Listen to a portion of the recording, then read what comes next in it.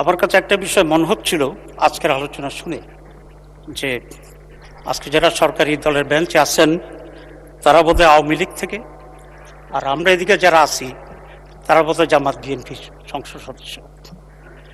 কারণ হচ্ছে আওয়ামী লীগ যখন ক্ষমতায় ছিল, আমরা বিরোধী দলে ছিলাম, তখন আওয়ামী লীগ যে ভাষায়, যে ভঙ্গিতে, যে স্পিরিটে জামাত যে বিষয়ে জামাতের বিরুদ্ধে বলতো এবং কন্ডেম করতো, ঠিক আজকে সরকারি দলের ওই সাইড থেকে একই ধরনের আচরণ আমরা লক্ষ্য করছি। দীর্ঘ সংগ্রাম, আন্দোলন, জীবনদানের কথা তো এখানে সকলেই বলছেন বারবার, এবং এটাই সত্য ছিল যে অনেক জীবন রক্তের বিনিময়ে আজকের এই অবস্থা আমরা আসতে পেরেছি। এবং এই সংগ্রামে বিএনপি, জামাত, অন্যান্য দলগুলো আওয়ামী লীগের বিরুদ্ধে সমভাবেই সংগ্রামে আমরা একত্রিত ছিলাম।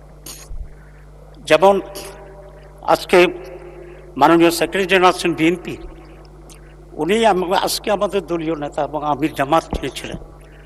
তারা সকলে অনেক সময় গোপনে একই গাড়িতে চড়ে ঘুরে ঘুরে আওয়ামী লীগ বিরোধী আন্দোলনের কর্মকৌশল ঠিক করেছিলেন এবং প্রোগ্রাম ঠিক করেছিলেন।